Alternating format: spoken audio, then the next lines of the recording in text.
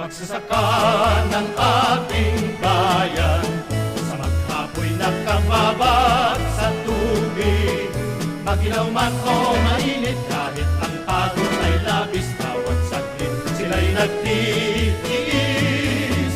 Magsasakay, kawal ng kabukiran, nagsisikap sa pagtulad ng